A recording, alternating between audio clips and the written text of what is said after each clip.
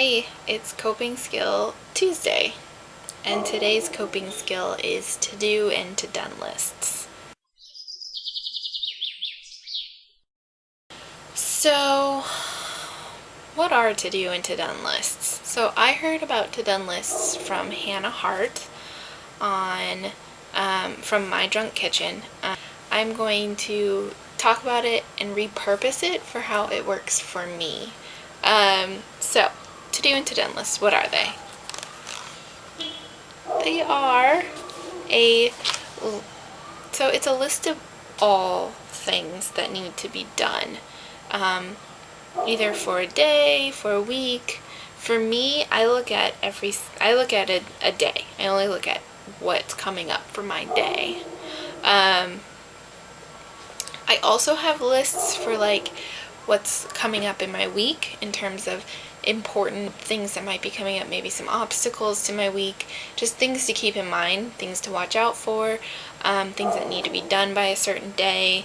I also have weekly things, so I also kind of list out my week and kind of give myself an overview of what my schedule looks like, things that are due, that sort of thing. But when it comes to a list, a meticulous list of everything, I only look at one day at a time. I also keep track of everything I've already done. So if I don't get to my to-do list till after I've had my coffee, then I include wake up and coffee, so that way I can check it off. Ta-done! So some of the obstacles are just writing a list on a random piece of paper.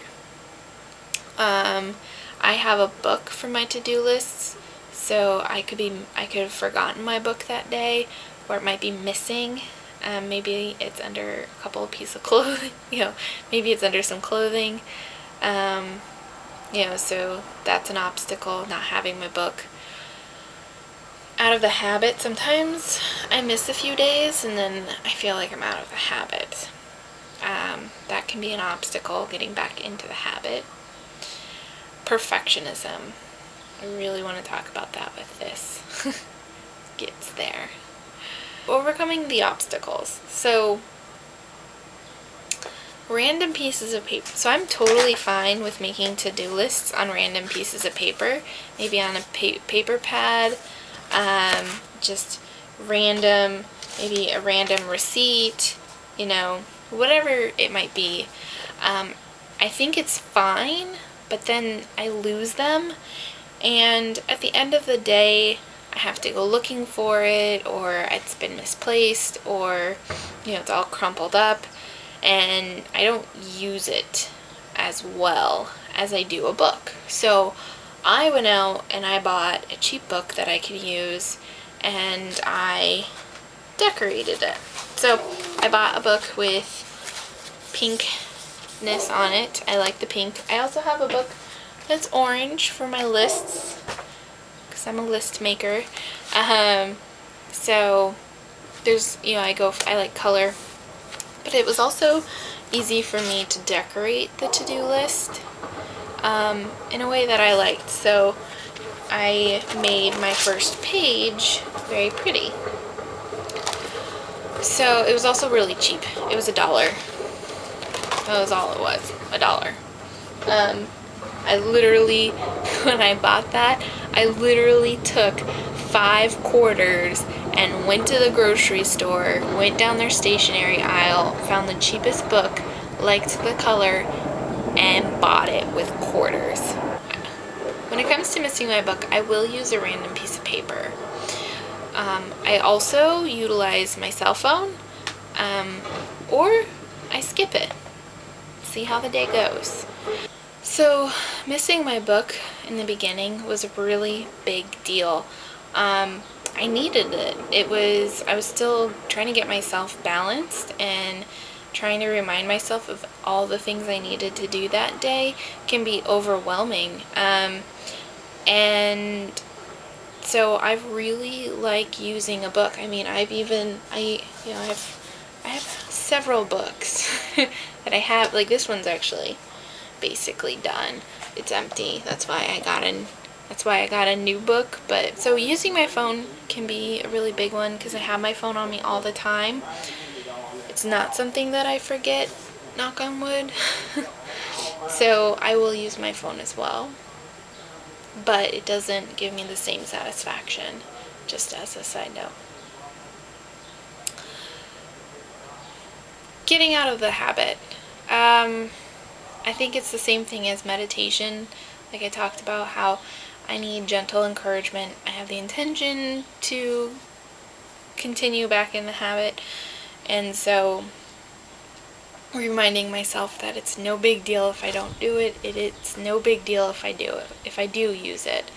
So sometimes I don't need it. Sometimes it's a really big confidence booster that from time to time I don't use it, and I can give myself that encouragement at the end of the day. Hey, I was productive today, and I didn't use my to-do list to do it. Also, I found that, like, I created a little bookmark of where I wrote down all the things I should consider doing daily and some of the things I should consider doing weekly. It's a nice bookmark. It also helps me to get started back into creating those lists again if I get out of the habit. It's just a great reference tool. So, perfectionism. The obsession of tracking. I have it. It's a problem. So, it's really important to me that I do use this book. I don't even know how many I have, but I have a lot of to-do lists that I've created in Excel, and it just gets me nowhere. I really want to do it on the computer so I can track it. I've seen there are people out there who have done it in Google Calendar and then exported the information to Excel and created these really beautiful graphs, but if I do that, it's not okay. Putting it down on paper for myself is really helpful because I can make it messy. You know, it can be any list I want. Sometimes, you know, it takes different forms. Sometimes it looks like boxes.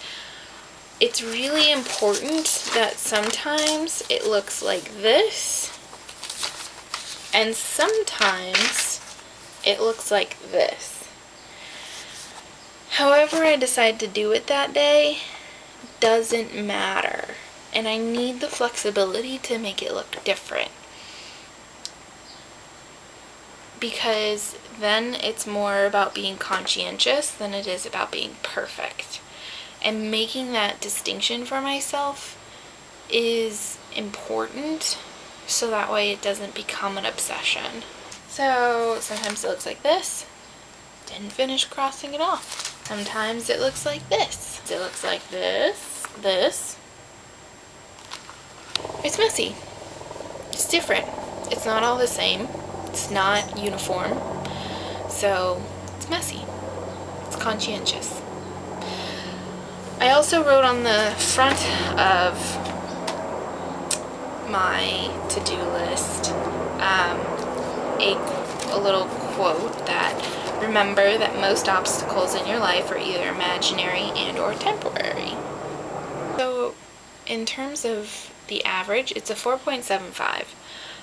It is just under a 5. I'd put it in the category of a 4. It's a high 4. This is a really good coping skill for me, and it's something that is easily accessible. So that's Coping Skill Tuesday. I will see you all on Thursday. Have a great day.